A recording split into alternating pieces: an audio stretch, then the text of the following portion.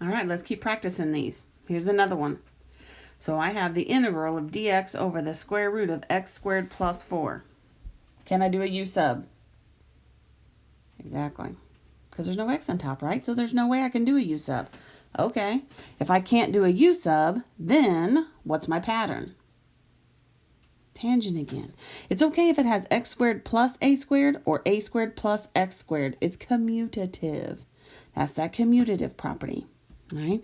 So my a is 2, so x is equal to 2 tangent theta, which means dx is 2 secant squared theta d theta.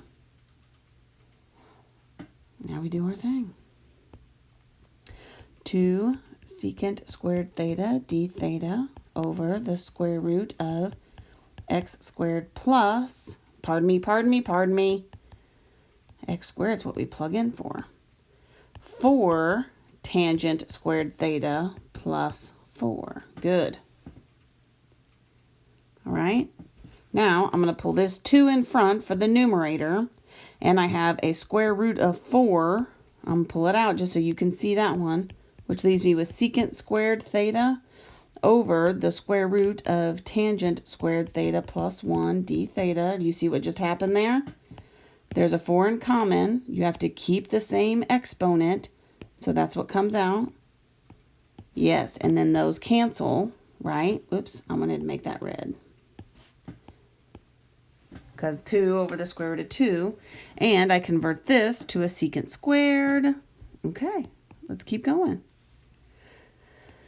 We have secant squared theta over the square root of secant squared theta. So the square and the square root cancel out down here. This secant cancels out with one of those secants.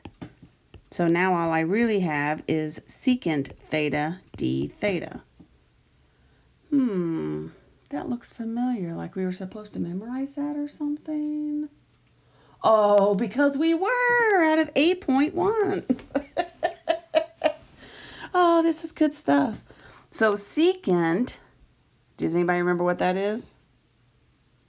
You guys are better than I thought. I'm so thankful for that. Natural log, right? That's supposed to be natural log. The natural log of secant theta plus tangent theta plus c. Well done, you guys.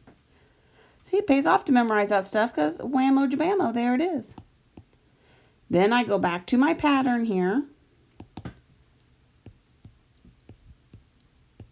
And I end up with, so x over 2 is equal to tangent of theta as opposite over adjacent. And then this is the square root of x squared plus 4, we all know. Now let's use that.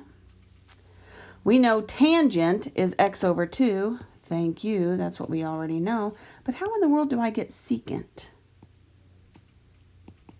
Yeah, because secant is a reciprocal of cosine.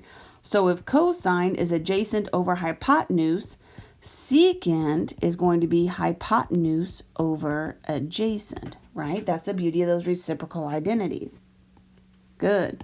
So this is the natural log of hypotenuse over adjacent plus x over 2, because that's tangent. They already have a common denominator, so just put those together. And I'm okay if you leave it in that whole thing.